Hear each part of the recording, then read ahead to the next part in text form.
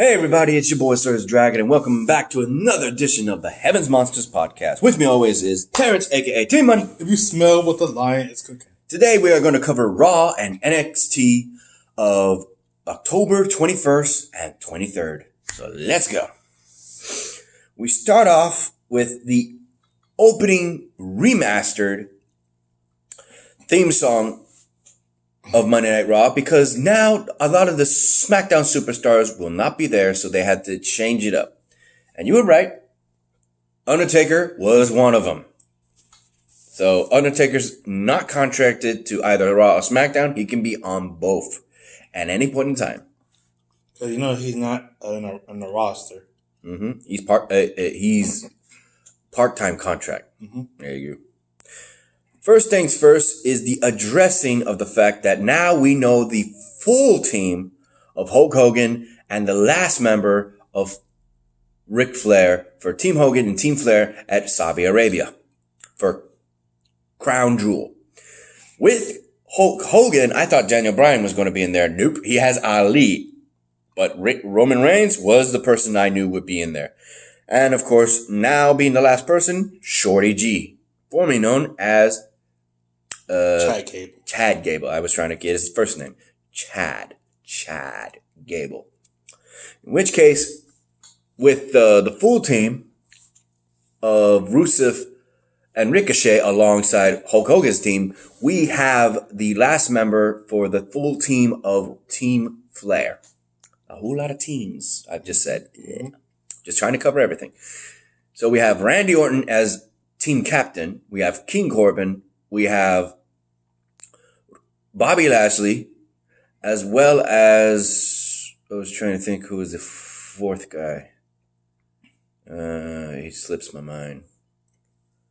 Shoot. Was that Andrea? Drew McIntyre was in the team. Yeah, Drew McIntyre would be the last pick. Yeah. But I'm trying to think, who was the last guy? Oh, well. It'll come to us, I guess. I knew it was somebody. Baron Corbin. Randy Orton. Bobby Lashley. Rusev's on Team Hogan. Yeah, okay, yeah, that's right. I'm trying to think, who the hell was on Team Flair?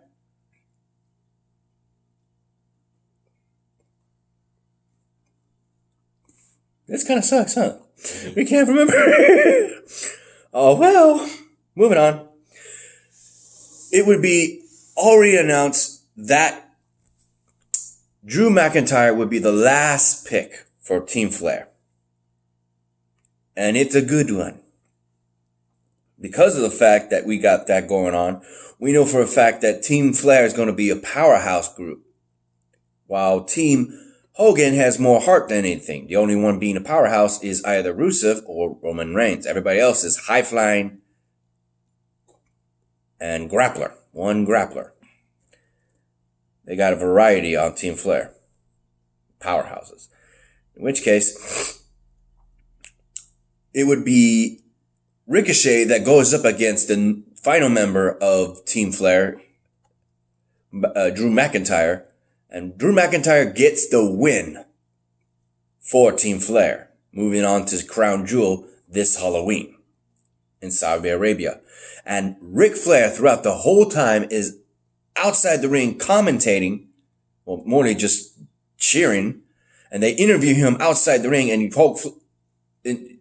he addresses Hulk Hogan saying he wants him on tonight's episode of SmackDown, which is what channel? Fox Sports Network. Yeah. Just for today. Yeah, it's a different channel. I'll cover it. I'll watch that later.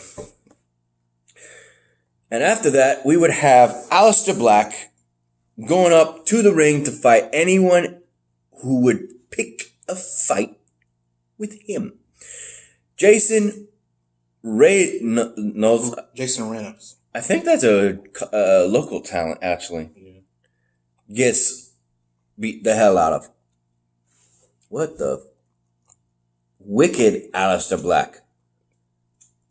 Oh, okay. That must be a trailer then. Wait.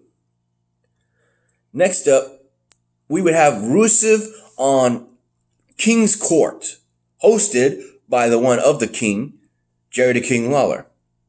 He would actually address the issue on why Lana is fooling around with Bobby Lashley and not being with her husband, which is him. He says no matter what, that he carries the ring because he knows that someday she'll come back to him, and that Bobby Lashley is the problem. He must have brainwashed her, he's saying.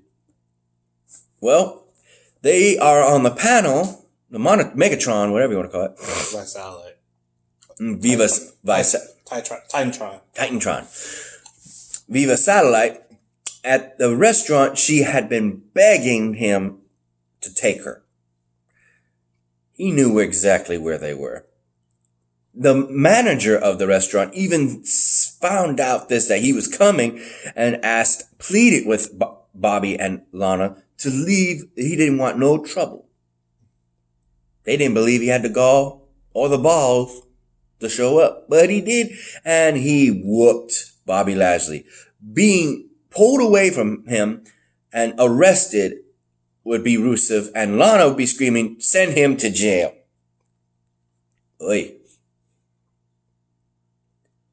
Next, we have Andrade versus Sin Cara. Ultimately, we would learn a little bit of Sin Cara's name, and he's faceless, or with no face is the English language. I don't know if that's true. I gotta ask Mom. I gotta ask my mom what Sin Cara means. Because I need to find out if that's true. Please Google it. On your phone. Not on my phone, not right now. Because that one has the data. In which case... I can Google it right now. We'll check that later. Yeah. Okay. In which case, Andrea ends up defeating Sin Cara, proving his worth as a rising star talent. Next up, we have R-Truth on the run without Carmella around to back him up. He runs accidentally into one of the Singh brothers, and the other Singh brother pins him 1, 2, 3 to become the new 24/7 champion. Later on, he tries to pin him back for the title, but got the wrong Singh brother. And they're dancing and laughing and mocking him, and he's saying, "There are two of them. I thought I was seeing double. There are two." He's like, what he said was, "You mean tell me there's two of them?" Yes, indeed. There are two Singh brothers. Next up, we have the Raw Tag Team Champions, the Viking Raiders, going up against Zack Ryder and Kurt Hawkins. In which case, this match, I believe, was a non-title match, but proved it did not matter if it was, because the Viking Raiders ended up whooping both Zack and Kurt Hawkins like they were nothing. They high flyer motherfuckers. Rookies versus veterans. Yep. Rey Mysterio comes out to the ring to address how he has been training Cain Velasquez. Did I say that right? Cain Velasquez. There you go. To help him against Brock Lesnar in the upcoming match they have at Crown Jewel. Then Shelton Benjamin comes out addressing that you watching your boy. You forget that he trained with Brock Lesnar in the high school days? College. Forgot. NCAA. In which case, he kept picking a fight with him, poking him, saying that that's how you get title matches now, right? He poked Rey Mysterio, said, "Don't do that, man." He just kept poking him and saying, "That right there gives me an intercontinental shot, right? That's how it works, right?" Well, he kept poking the bear in the form of Rey Mysterio and got an even bigger bear in Cain Velasquez. He just came in there and whooped Shelton Benjamin's ass. He asked for it. Next up, we have a match that was interesting enough. Humberto Carrillo actually was asked how he thought on Seth Rollins and burning down the clubhouse, and he said that we got an arsonist for a champion. He goes up to him later in the night, hearing that and saying that he gives him props. he respects him for actually speaking out like that. You already knows that when you say Humberto Carrillo, it sounds like you're saying Alberto Del Rio. Yeah, there's some similarities. Yeah. Well, Humberto was given a #1 title shot match in order to prove his worth, but Seth Rollins ultimately defeated him fair and square. Much to say, Humberto is looking forward to the future.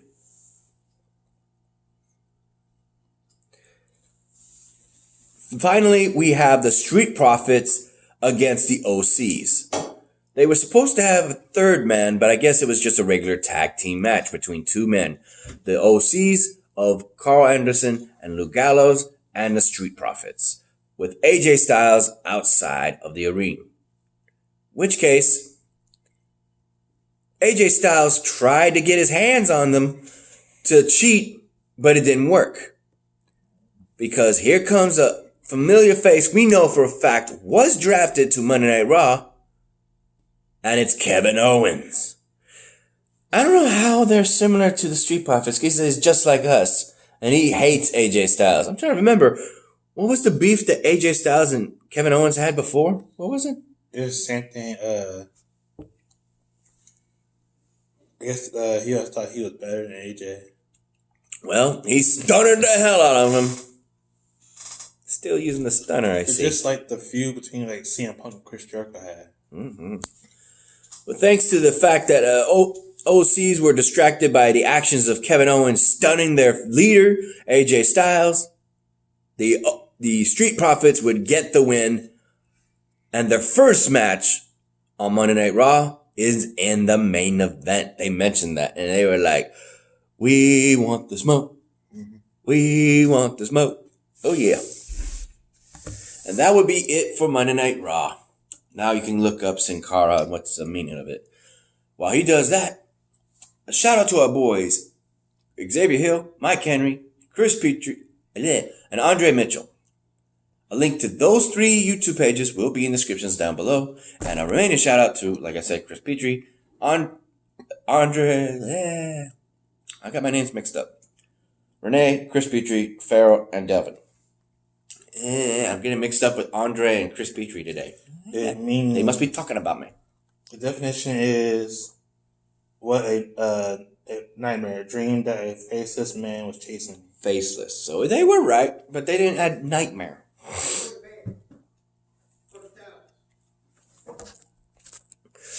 Okay, and go ahead and look up NXT on the October 23rd. So, at this point, while he's looking that up, let's go ahead and get our thoughts.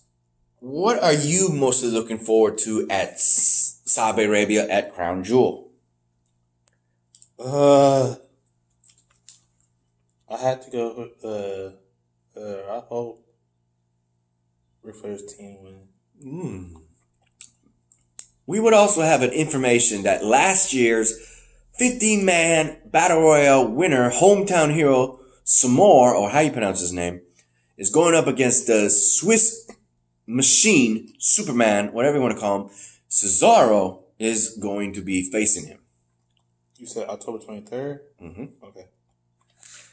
Me, I'm looking forward to Braun Strowman versus Gypsy King Tyson Fury. Man, I want to see if Tyson Fury can put away Braun Strowman, or I'm right, and he's just going to get wrecked. And he's going to get these hands.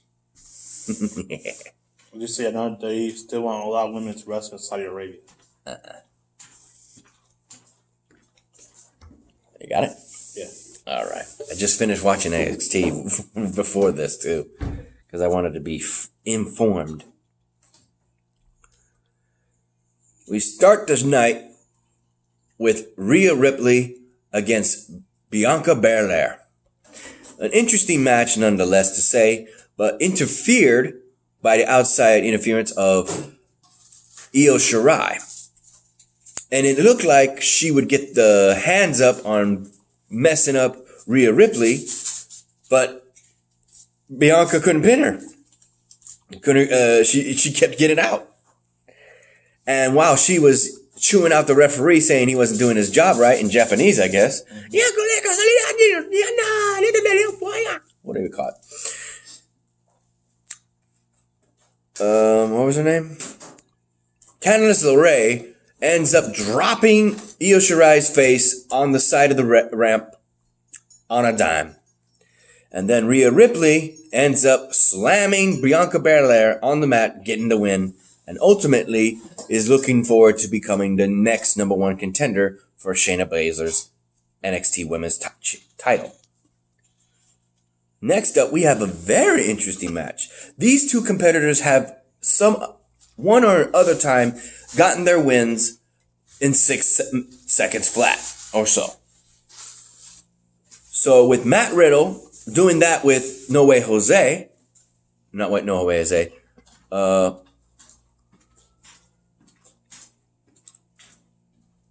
oh no. I'm trying to say. Oh, he was somebody. He had his opening theme saying, oh no, oh no. First, I'm not a big fan of Matt Riddle. And he fights Cameron Grimes, who won 2 matches in 6 seconds flat because of the fact that he just jumped him. This match would start in that manner where they end up dodging each other's 6-second winners moves.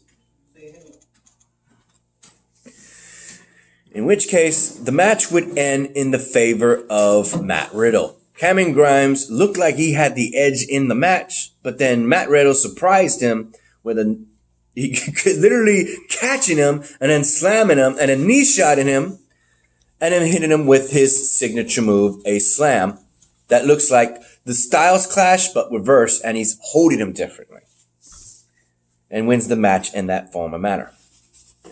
Earlier that night, we would have a quick interview of Pete Dunne and how his feels about losing to Damian Priest.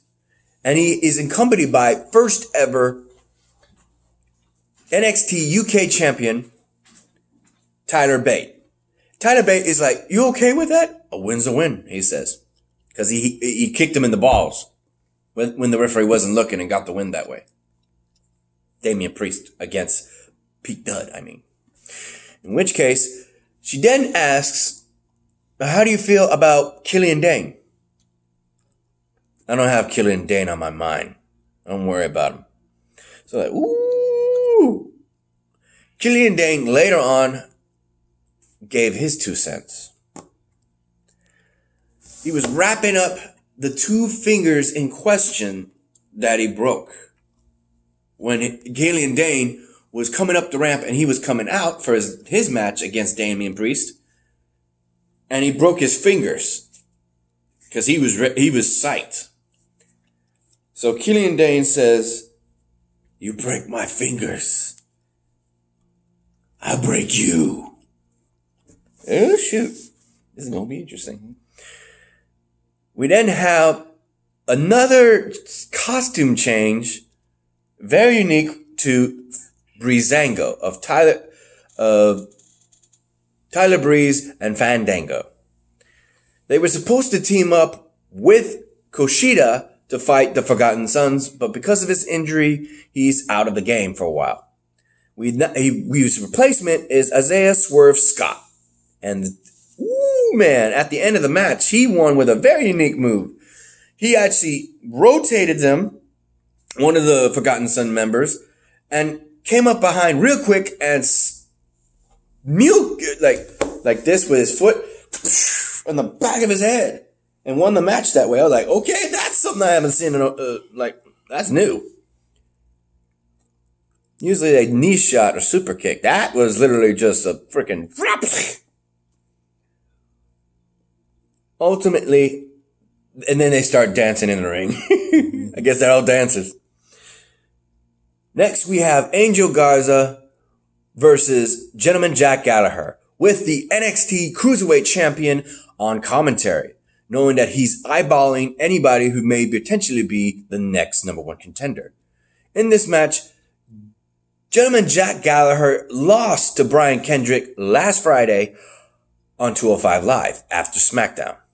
With, by the way, if y'all haven't noticed, the setup for the stage is exactly the same for SmackDown. So literally 205 Live literally takes over SmackDown as soon as it goes off the air. It ain't the first time they done that. SmackDown shared their stage with WWE Velocity and Sunday Night Heat. Mm-hmm. With Jack Gallagher already losing to a former enemy and friend, which is a frenemy, he ended up losing once again 2 matches in a row, but this time to Angel Garza. Angel Garza, in his victorious state, points at the title and Lio Rush, the champion of the NXT Cruiserweight Championship, and signifies he's next to be the next champion. Lio Rush stands tall, signifying it ain't going nowhere. Next up, interesting news. We already covered this when we was talking about the draft, and we know for a fact that the Tag Team Women's Championship titles would be on Monday Night Raw because of the Kabuki Warriors, but the titles themselves can be defended anywhere, meaning the Kabuki Warriors can be on any brand as long as they hold the titles. Case in point, Rhea Regal announces that he's going to have a tag team match for the women, and whoever wins that match next week will go up against the Kabuki Warriors for a shot at the Tag Team Women's title belts. We would have Dakota Kai and Tanga Nox against the other 2 members of the Horsewomen with Tegan. Hold up. No? Tegan Nox, okay. Shayna Baszler and Ronda Rousey. We have Marina Shafir, Jasmine Duke. Okay, so I had to look at which one was which. The blonde hair is Duke, Jasmine Duke, with the t-shirt saying, "Let's fight." Saphir is the one with "Let's play," and the more brunette hair, more darker and shorter. Ultimately, though, it doesn't matter who's who, because the 4 horsewomen, who was most likely looking to be co-champions with their leading member, Shayna Baszler, didn't get the job done. So it would be Dakota Kai and Tanga Nox, right? Mm-hmm. Tegan Nox going up against the Kabuki Warriors of Asuka and Kairi Sane. In which case, they acknowledge them by having them being on the Titantron. And they were speaking in Japanese, but they English, and Kairi Sane says, "You stand no chance." They're both heels right now. Mm-hmm. You notice that? They're heels. Finally would be the main event. And boy, that was a good match. Mm-hmm. That was a good match. I thought the Undisputed Era would come out and aid him. But thankfully they didn't, and they didn't need to. It was all around fantastic match. It had everything. That was what we were looking for between Keith Lee and Dominic Dozovich, but they made it better with the North American Championship NXT title and defending it, and whether you like it or not, retaining it, Roderick Strong. Words can't describe how awesome that match was. Flips, tricks, powerhouse, Tower of Pain, you name it, they did everything. That was awesome. The only thing they didn't do was bring weapons, which made it even better, you gotta admit. But that was a good match. This guy watched it. Him and his brother watched it, and his brother is liking Dominic Dozovich and Keith Lee. Well, give me 2 cents. Well, they're impressed by their moves. They're not actually fans. Your brother is a fan. Hey. No, he's impressed by the move, what he did. Mm-hmm. Ultimately, They then, after the victory, which should have been in good taste, and it's sour aftertaste. Because all the members of the Undisputed Era just start attacking Keith Lee and Dominic Dozovic, laying them out. Ultimately, in comes the music of Tommaso Ciampa. And right after that is Johnny Gargano. And everybody's saying DIY, the tag team that they formed back then. And sometimes are still known by. And then finally, I thought it was Velveteen Dream coming back from injury. Nope, it was Finn Balor. And this was looking to be good until it went from sweet to sour to just plain bitter. Finn Balor Pele's Johnny Gargano's face, ultimately showcasing what he meant by his future is his past.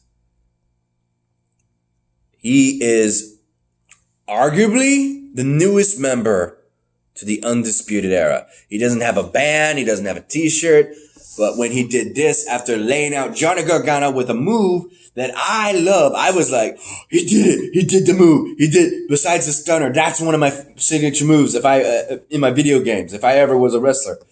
A DDT that takes him up and puts his legs all the way in the air and drops him like a rock on the top of his head, like a brainbuster DDT. Otherwise, my friend John Gillespie told me while playing on a SmackDown game was actually called the Black Dragon DDT. I'm like, I like that move. That's a powerhouse move. In which case, when he did it, he then looked at him and everybody was in awe and they were doing their signature hand signs and stuff, the Undisputed Era. But he would just do this, signifying what he meant by his past. Because all four members, well, actually 3, I don't know about Roderick Strong. I don't think he was a member of the Bullet Club back in Japan and Ring of Honor. No, he was an original member of. He was one of the original TNA wrestlers. And but in Ring of Honor. Finn Balor, on the other hand, was an original member of the first members of the Bullet Club. Later, those 3, not including Roderick Strong, would be a member of that group as well. So he's looking to them, since they all know each other, because they used to be in the same faction. So, I guess that's the only thing. And some people were cheering for that. They know what that meant. They know what this meant when he was pointing down at Johnny Gargano. And that's where they lifted off. Mm-hmm. So if you think about it, they made 5 enemies with 1 ally to be added to the Undisputed Era. So if you think about it, all 5 members, being including the 4 members we know, and the questionable, but still putting to see what happened, there's no doubt that the new member of the Undisputed Era is Finn Balor. In which case, we would have Tommaso Ciampa, Johnny Gargano, Velveteen Dream, Keith Lee, and Dominic Dozovic. That's 5 on 5. Mm-hmm. At least that's my prediction. Any final thoughts, my brother? Raw and NXT, anything to comment? I did enjoy seeing Finn Balor in NXT. Even though he turned heel? It don't matter if he's heel or good. I like him. Yeah, everybody wants to see a demon make a comeback too. But that's the WWE. Everybody was showcasing their t-shirts of the demon. Yeah, it's true. Looking like Venom. Mm-hmm. With that said, ladies and gentlemen, that's it for the show. You like the show? Give it a thumbs up. You didn't? Give it a thumbs down. Hit that subscribe button, like the content, and hit that notification bell for the next Heaven Monsters podcast. Just for the record, we'll be ending it right here. We're not going to do another podcast tonight because I haven't seen All Elite Wrestling. I'm swamped. I've been working all this time. So we'll probably cover that Monday. But I'm saying they will show it tonight. Yeah. A recap. Yeah. A repeat. Yeah. An encore. Yeah, they've been doing that. Well, actually, they said it was they've been doing it for only Wednesday, but the first time they did it was they said they were showing it like freaking. Let's see. After Wednesday, the premiere of Dynamite, they ended up showing 1, 2, 3, 4, and I think maybe one more. That was like a 1 That hour, was the first week. 1 hour special. Yeah. I'm talking about the actual the wrestling 2 hour thing they were showing for today. Mm-hmm. Yeah, that was fun. If you missed it Wednesday, they said they're gonna show it for y'all again tonight. I got it on my DVR and I got it on my phone. Oh, right here. Mm-hmm. So that's it, everybody. We'll see you next time. Peace out. Bye.